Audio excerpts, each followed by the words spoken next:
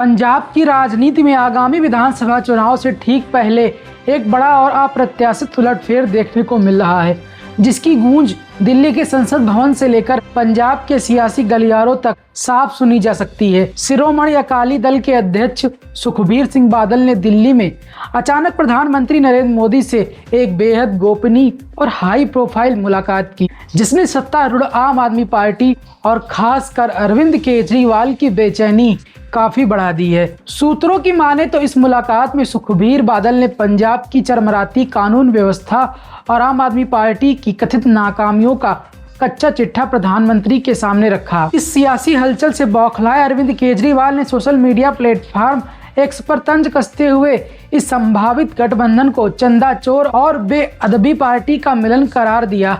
इसी बीच पंजाब के राजनीतिक समीकरणों में तेजी से बदलाव की खबरें आ रही हैं।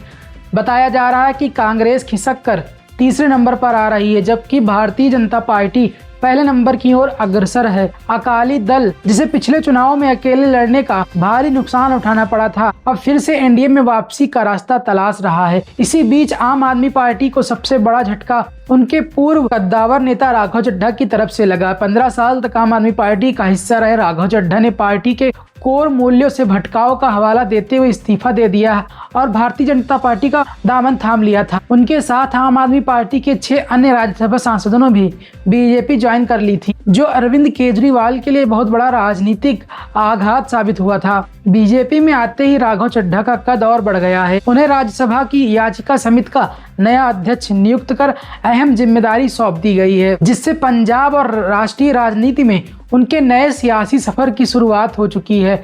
और हाल ही में उन्होंने राज्यसभा में मेडिकल क्षेत्र में डॉक्टरों और डायग्नोस्टिक लैब के बीच चल रहे कटमनी का मुद्दा भी प्रमुखता से उठाकर अपनी सक्रियता दिखाई है। वहीं अकाली दल और बीजेपी के इस संभावित गठबंधन पर पंजाब बीजेपी अध्यक्ष केवल सिंह ढिल्लों ने नपे तुले अंदाज में कहा कि प्रधानमंत्री पूरे देश के हैं और उनसे कोई भी वरिष्ठ नेता मिल सकता है। फिलहाल बीजेपी सभी 117 सीटों पर अकेले लड़ने की तैयारी कर रही है, लेकिन गठबंधन का अंतिम फैसला हाई कमान का ही होगा। दूसरी तरफ अकाली दल की वरिष्ठ नेता हरसिमरत कौर बादल ने मुख्यमंत्री भगवंत मान और आम आदमी पार्टी की सरकार पर अब तक का सबसे तीखा हमला बोला है। उन्होंने आरोप लगाया कि 2022 से पंजाब के हालात बद से बदतर हो गए हैं, जहां कानून व्यवस्था पूरी तरह ध्वस्त है, गैंगस्टर राज हावी है और गली गली में सरेआम नशा बिक रहा है। उन्होंने मुख्यमंत्री पर राज्य को 5 लाख करोड़ के कर्ज में डुबाने और 16 नए मेडिकल कॉलेजों के झूठे वादे करने का गंभीर आरोप लगाया। हरसिमरत कौर ने भगवंत मान सरकार को